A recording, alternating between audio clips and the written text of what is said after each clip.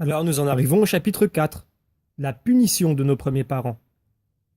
Alors un résumé de la matière.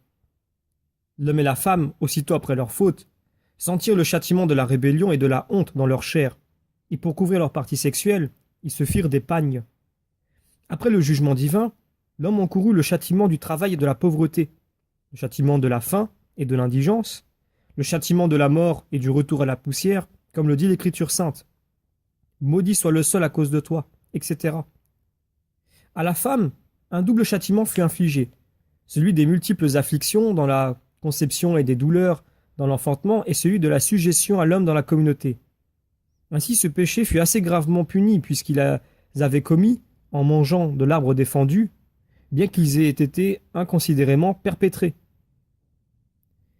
Alors une explication à cela.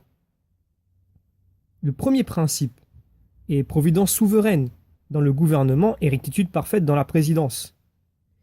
Il ne laisse absolument rien de désordonné dans l'univers. Parce que la faute conduit justement au châtiment, le déshonneur du péché fut immédiatement suivi, chez nos premiers parents, de l'honneur du jugement, afin que ce qui fut désordonné en tombant de l'ordre de la nature retombe aussitôt dans l'ordre de la justice. Car cet ordre double enlace à ce point toute chose que ce qui tombe de l'un retombe dans l'autre. L'un et l'autre de nos parents, en s'enorgueillissant, en esprit, et en cédant à la gourmandise de la chair, furent désobéissants envers celui qui leur était supérieur. Par le juste jugement de Dieu, ce qui leur était inférieur devint désobéissant envers eux, en particulier ces parties du corps par lesquelles se fait l'union des sexes, les membres servant à la puissance de génération. Et parce que cela ne provenait pas de leur nature mais de leur propre faute, ils en rougirent et se couvrirent. En outre, parce que l'homme, ayant méprisé ce qui était souverainement délectable, rechercha la délectation dans la chair, le juste jugement de Dieu lui infligea le travail et la peine de la faim et de la soif. Enfin, parce qu'il choisit pour le bien de la chair de se séparer du bien de l'esprit, par le juste jugement de Dieu, l'âme contre son gré est séparée de la chair par la mort et le retour à la poussière.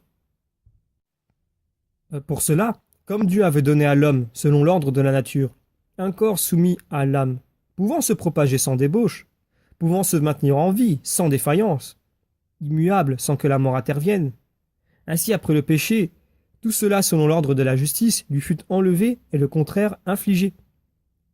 De la sorte, la faute ne demeurerait pas impunie et désordonnée, ce que la divine providence n'aurait absolument pu souffrir. Et parce que le péché commença par la femme, son châtiment fut doublé. S'étant enorgueilli dans l'esprit, elle encourut la suggestion. Ayant vu et désiré l'arbre doux à manger, elle encourut la douleur. Enfin, ayant rompu le joug de l'obéissance, elle encourut le lien et le poids de multiples afflictions. Ainsi apparaît, avec quel ordre la divine providence a infligé de multiples châtiments à l'homme et les a doublés dans la femme, afin que le déshonneur du péché ne soit pas sans l'honneur de la justice.